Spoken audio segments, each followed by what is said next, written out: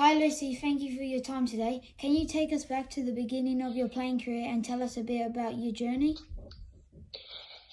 Yeah, of course. I started playing when I was about 4.5, 5 years old.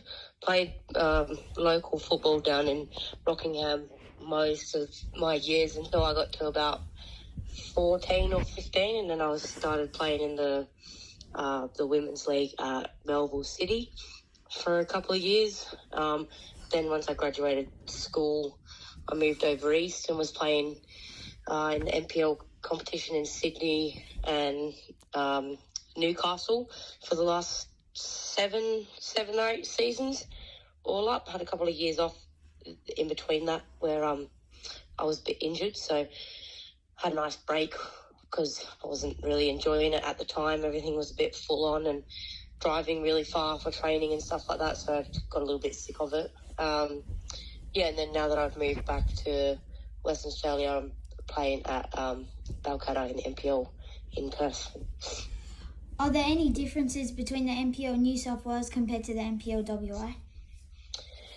Yeah, I would say there is a little bit of a difference between NPL 1 in Sydney versus NPL 1 in northern New South Wales, which is up in Newcastle. The quality is a little bit different just due to like demographics and some of the players that are in and around Sydney. It attracts quite a lot of the A-League players. I would probably put Newcastle's NPL competition on par with the Perth comp, I would say, in terms of the quality and things like that. But yeah, both really good and slowly catching up, I think, to where it should be at in terms of facilities and resources that are made available to us, which is always a good thing.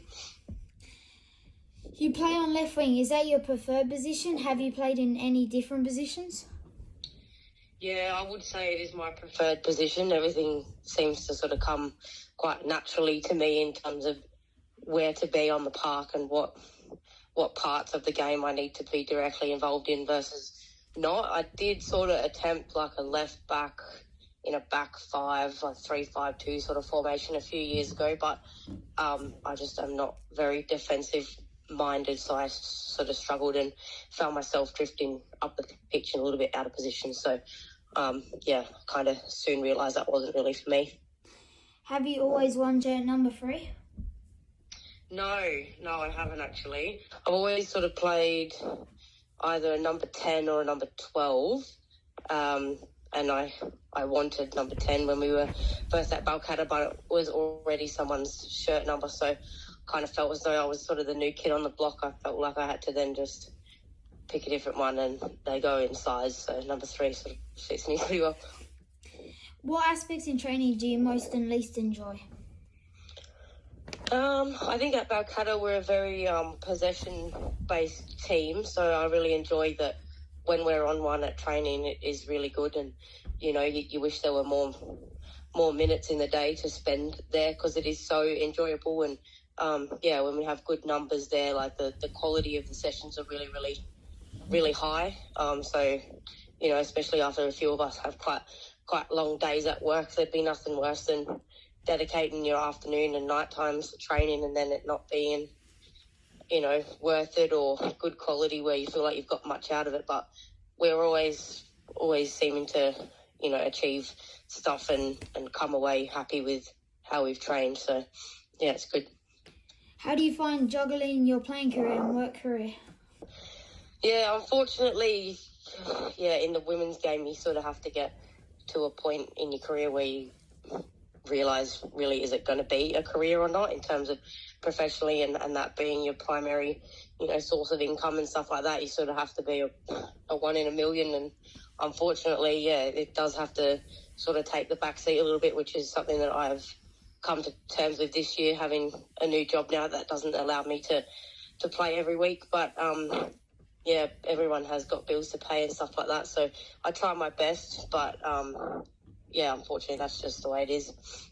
Do you have a favourite women's footballer and a favourite women's team?